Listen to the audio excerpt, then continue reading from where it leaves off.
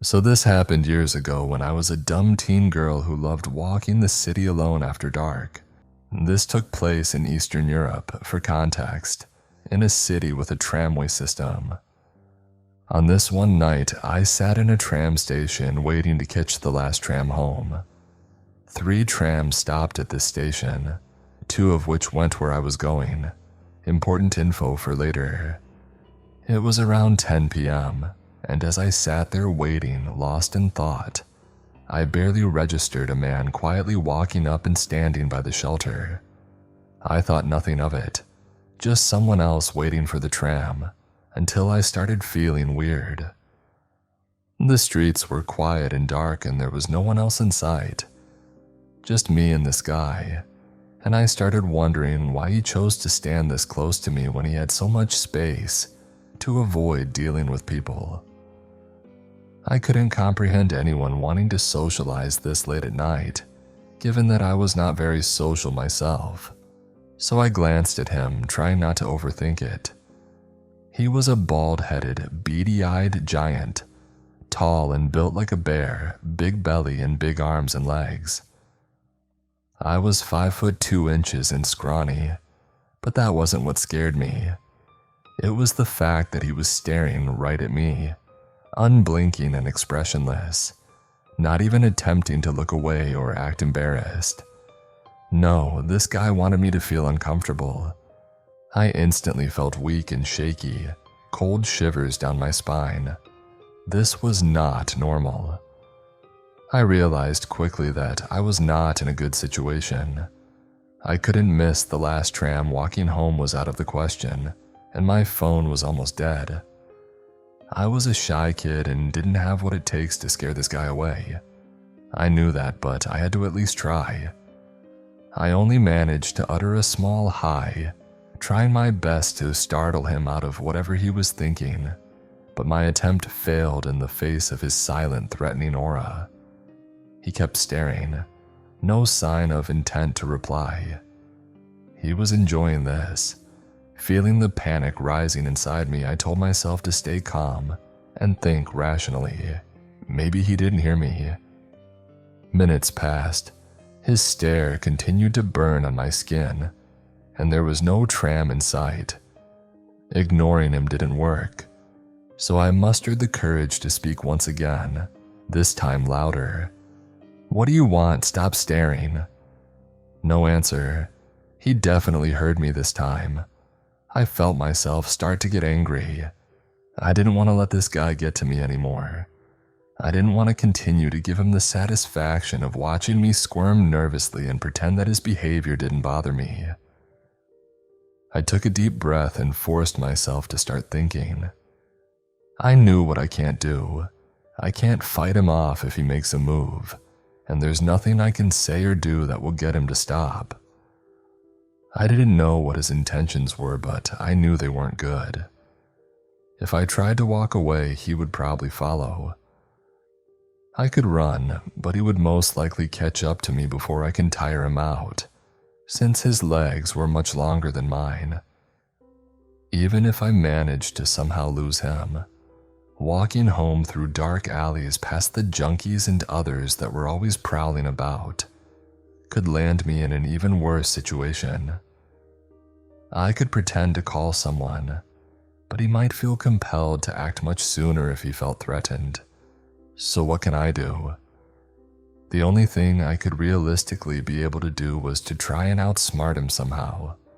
So I started developing a few plans, depending on which tram showed up, trying to confirm whether he was just amusing himself and actually waiting for a tram too, or popped over for other, more suspicious reasons, and whether I could get any kind of help. I couldn't let him see where I lived, so if he followed me, I'd have to be prepared to employ whatever strategy available, and for that I needed to stay rational and aware of my surroundings. While I was still thinking, the first tram showed up. It was one I could have taken home, but this one pulled into the depot right in my neighborhood, forcing me to lead him to my home. I hoped he would board it and leave me be, but he didn't. He kept watching me carefully. I let the tram go, desperately hoping it wasn't the last one to head home. He continued to watch, and I sensed that he was quite happy with how things were going. I put up with it for another 15 minutes, trying to focus on another plan of action. I could now pretend that I needed the other tram, the one going to a different area of the city, and just ride to the next station, getting off as soon as possible, so I don't end up too far and miss the tram I need. This tram showed up next. With my heart in my throat, I boarded it and sat down by the door. He got on it too, but sat himself in the back pretty far from where I was. I let out a sigh of relief, thinking this might still go well. When the tram reached the next station, I got up and out, not looking back and hoping it was all over. But when I stepped on the pavement and watched the tram drive away, I couldn't see him in it. I turned my head slowly and was terrified to see him walking towards me, looking slightly pissed off. He stopped just a few steps away and resumed staring, this time with a clear hint of malice, still in silence. My vision blurred as I fought back tears of despair. He was not going to let me go. The helplessness I felt was unbearable, but I couldn't cry, I couldn't give up. I had to find a way, I had to get home tonight. The prospect of what might happen to me any time now if I didn't was becoming too real. My head was full of unanswered questions, regrets, and horrible scenarios. I wanted so badly to not have to think anymore, to not have to fight back the tears and stay composed. But I knew this would be his cue to enact whatever screwed up plan he had in mind. I couldn't let that happen. Then I saw the final tram approach, the only one I could take now, and got on as quickly as my trembling legs would allow me to. When I was in, bright lights enveloping me, my mind snapped out of its nightmarish spiral of fear and allowed me a moment of clarity. I had 3 stops to figure this out. I sat down at the front and looked at the driver. He was a frail old man, blissfully unaware of my distress. Getting this driver's attention was a no-go. We passed one stop, there was no one else waiting to climb aboard. I turned around fully expecting to see that the psycho had followed me again, but I did not expect him to be sitting right behind me. He was not taking any chances. He was making sure I won't try anything like last time. I shot him a hateful glare and allowed my anger to overcome my fear. I stood up and purposefully walked over to another seat in the middle of the tram car. I wanted to make it clear, I will not put up with his BS any longer. He got up too and slowly walked up to a spot 2 seats behind and diagonally from me, then sat down with the tiniest, arrogant grin on his face. Already expecting it, I shot up and stood by the middle door instead, determined to keep him on his toes. If I stood right by the door, he won't have any idea which station I plan to get off at. He remained where he was this time, convinced that I was bluffing. After all, this was really the last tram. There was nothing else I could possibly do to escape now. He must have reckoned. So my defiance was just a funny act to him. This was my chance. I had to take the risk. It had to work. There were 3 doors on the tram and they all opened and closed at the same time, and stayed opened for around 5 seconds before closing again if no buttons were pressed or people detected on the threshold. The next stop, the only one left before mine, came into view. The tram slowed to a stop, the doors opened, I made no move. 5 long seconds passed, the doors started to close. I bolted out and ran for it, reaching the back door as fast as I could and slamming the button to open it again. My whole body tense with adrenaline, I waited a long, painful second, and jumped back in, keeping my head low, holding my breath and crouching behind the nearest seat. I shut my eyes tightly and exhaled slowly while thanking the gods I didn't believe in for that button working, and wishing with all my might for him to not have seen me before I got back in. As I was waiting to hear his footsteps approaching, I pictured him frantically looking for me. Was he still on the tram, face screwed up in anger, head turning like a fat, ugly meerkat? Or was he catching his breath on the pavement of the last station, mad eyes searching the darkness for me? As the tram continued its loud journey, banging and clanging in sync with my heartbeat, I dared smile to myself, imagining his face when he realized he screwed up. Hand on my chest, I did my best to stealthily look around the corner and found no one looking back. I stood up in excitement and threw myself at the foggy back window. There he was, standing alone and victimless on that slowly fading out of sight station, watching me leave him and his vile plans behind. Giving someone the middle finger never felt so good. I made it home and told no one my story, for fear I'd be admonished for my naivety. But I was safe, I was proud of myself, and I learned my lesson.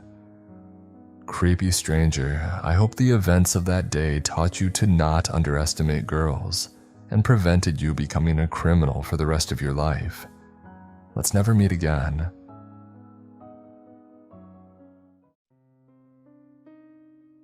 A bunch of years ago, I matched with a guy on Tinder.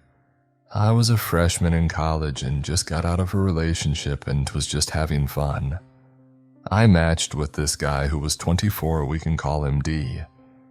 He was a little odd, but we had similar interests and went to the same school, so I thought, why not? The red flags started rolling in immediately when I said I would go on a date with him. Of course, the fact that he was much older isn't lost on me as the initial red flag. At this time, I didn't have a car. D offers to pick me up, but tells me that he is not in town, but he would leave his grandmother's funeral early, which was at a minimum 5 hours away, to come and pick me up. He showed up in sweatpants, a wife beater, and flip-flops, which struck me as odd because he said he was coming from a funeral. We hadn't made plans, we were just going to get a bite to eat and hang out. Since he had been out of town, he asked if it was okay if we stopped to pick up his dog. He had left the dog with a friend. I like dogs, so I was like, no problem. It's dark, and we pull up to an apartment complex, and he leaves me in the car and comes back with a golden retriever. The dog immediately starts growling at me, which had never happened to me before, so I start feeling a little weird. D doesn't say anything about the dog's temperament, because we have the dog, he wants to drop him off at his house. This feels logical to me, so I agree. When we pull up to D's house, he asks if I want to come in. Not wanting to sit in the car, I do. The moment I walked in, I immediately knew it was the wrong choice. The house is trashed. There is garbage everywhere. Trash bags full along the front entry, bottles and wrappers on the couch, and just general crap everywhere. D lets me know he has a roommate, but that roommate isn't home. I assume this is to imply the mess isn't his. After brushing the trash off the couch, he asks if I want to sit and play chess. I had expressed that I was interested in learning, and he seemed more than happy to help me learn. This too was a mistake. D begins explaining the game to me, and it isn't fun first date explaining. He has gotten very serious and is showing me each piece while telling me what it is, what it does, and how it moves. D then begins questioning me over each piece, which most I get wrong. Every time I get one wrong, he yells at me the correct answer and tells me, try again. He got more and more frustrated, and it made me very uncomfortable. So I suggested we pause chess and do something else. D suggests watching a movie, which is fine with me. The idea of us leaving and going to get food seemingly forgotten. D tells me that we can watch a movie in his room, and I oblige. But then he explains that he has to put clean sheets on the bed. I had assumed we were moving to his bedroom because it may have been cleaner, but when we go in it's not, and there is no TV in his room. He proceeds to put Iron Man 2 onto his phone to have us watch. We watched about 10 minutes of it before things got sexual. I won't tell you strangers the details, but short story short, we didn't have sex, but other things went down. I will say those things were consensual. After they occurred, I was feeling really odd about the whole situation and told him I didn't want to continue. D was confused but didn't push it at first. He said fine, and we watched maybe 5 more minutes of the movie before he said he didn't want to watch the movie anymore. He started complaining and asking me why I didn't want to have sex with him, and I simply said I wasn't in the mood anymore. He then began pressuring me to tell him exactly what it was about him that made me feel that way. At this point, we had moved from the bedroom back into the dirty living room. You might be thinking, seems like a perfect time to leave, and I thought so too, but this is where things start to get scary. As if he knows I'm thinking about how I'm leaving, he explodes and begins to scream at me. This is a 6-foot-something man screaming in the face of a 5-foot-nothing young girl. Of course, I'm internally freaking out, but I'm trying to make sure I don't piss him off anymore, but also not agreeing to anything. For the next 5 to 10 minutes, D screams at me about why I don't like him, why I don't want him, and continuously asks what's wrong with him and to tell him. I tried to placate him as best as possible, saying the old "it's not you, it's me," and no, I don't want to leave. Again, this man is my only ride home, and I'm truthfully not sure exactly where I was. Though I did have my phone and Google Maps, I did not have Uber at the time. D finally calms down when he believes I'm going to stay, then suggests we try playing some video game. I was in full internal freakout mode, trying to make sure I was playing the part of the interested date because I was terrified that if he felt I wanted to leave, he would freak out again. We play this game for a while, then out of nowhere, D starts getting upset again. He started yelling about why no one likes him, why no one wants to get to know him, and why no one loves him, saying that he has never had a girlfriend and all his dates have been one-night stands. Again, I placate him with I don't know, lots of girls are just snooty like that. At this point, I'm saying anything and everything he wants to hear. He even starts crying about how his mother never loved him, and telling me very deep, dark things about what his mother has said to him and how she treated him. After he finally calms down once more, he gets up and goes to the kitchen to fix us some drinks. Now, if you're anyone with a brain, you're thinking absolutely not, which was my exact thought at that moment. I decline his multiple offers for a drink. He asks if instead of alcohol I wanted water, and of course I declined that too, feigning that I wasn't thirsty. I stayed at his apartment until about 1 a.m. because I was sitting next to him, terrified to ask him to take me home, say I'd walk home, or figure out how to get an Uber.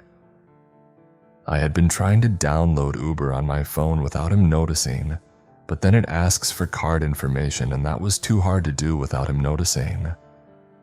So around 1 a.m. I yawn very loudly and say, "Oh wow, it's 1 a.m. My roommate's going to be so worried about me." I laugh as if my roommate would be stupid to worry and that I hadn't been watching the clock since he picked me up at 9 p.m. Then I said, "I'm so tired, I should get home soon." Again, I was super scared he would freak out, but he didn't explode. He just looked at the clock and said yeah, it was late. But I was not taking any chances, so I said, "I have a great idea. If I get to bed soon, I'd love to have breakfast with you on campus." I was hoping my offer convinced him that I was intending to see him again, and it did. He seemed very happy at the prospect of it, and jumped up, walking me out of the house and to his car. The drive back was excruciatingly long. The ride was completely silent. Neither of us spoke. It was only a 10-minute drive, but I could have sworn he slowed down every time we got to a particularly dark area or underpass. D dropped me off and I smiled and made a good show of being tired, yet excited to see him tomorrow. He offered multiple times to walk me to my door, but I declined every time and said I didn't want to bother him and I'd see him tomorrow. I walked myself to the building, and the moment I got around the corner, I sprinted so fast up the stairs and to my door before he could change his mind and follow me to my door. When I got in my dorm room, I genuinely felt like I had just escaped a serial killer. Even now, writing it makes my heart race a bit. I never met up with him, but he begged me for multiple days after to meet up with him again. He even asked to pay me $20 an hour to sit near me in the library. I declined, obviously, and only ever saw him once after at the gym on campus. He didn't see me and I left immediately. I've thought about D occasionally since the date and wondered if all those girls he had one-night stands with had the same experience I did. I still sometimes wonder how many girls there were after me. So D, let's not meet again.